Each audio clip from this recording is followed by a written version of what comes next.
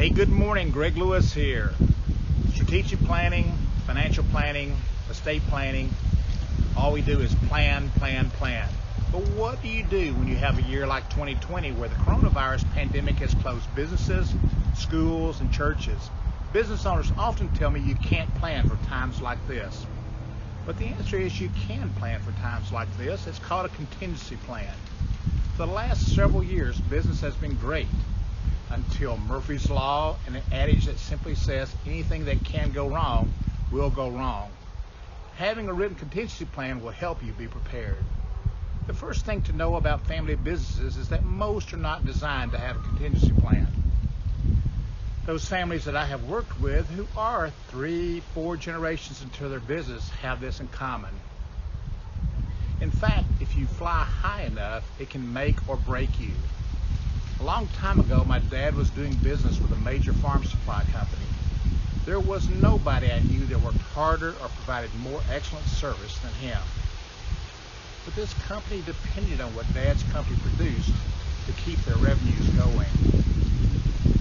So they kept asking him, Mr. Lewis, what is your contingency plan? Sound familiar? Well, unfortunately, he didn't understand the question. His response was simply, well, isn't my work good enough? It didn't matter.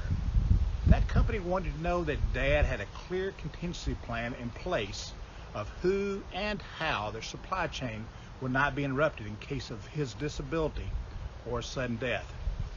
His client eventually went with a competitor who could answer the simple question, what is your contingency plan? A contingency plan is like having a smoke detectors and a fire escape ladder installed on a building.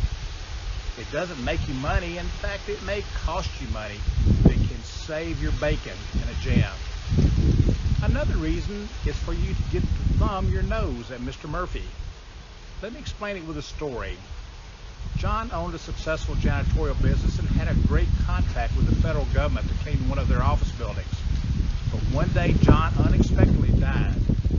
John's daughter Sarah wanted to take over the business, but John had never executed a power of attorney or a buy-sell agreement explaining that Sarah would take over the business in case of his untimely death. The contract with the federal government and John's business died with him. A contingency plan is a fortress around your family business to protect it from going under in case you do. But there are other reasons to do this besides death or bad health. Now I'm thinking of a young man I know who's an ace with technology. He's so skilled at what he does and has so few competitors that after COVID hit, he took over providing for his entire family. A lot of them now work in the business, but none of them can do what he does with software code.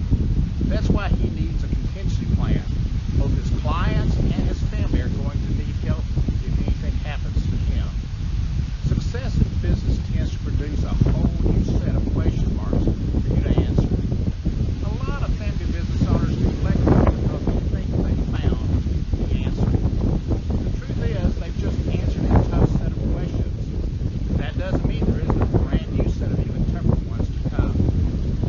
After hearing these stories, you may be telling yourself, Greg, I need to have a contingency plan for our family business.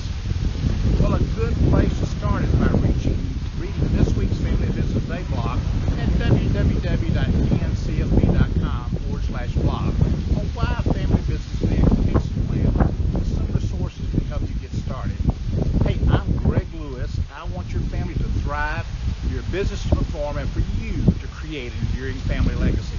So get out there and have a great week, and I'll see you next week.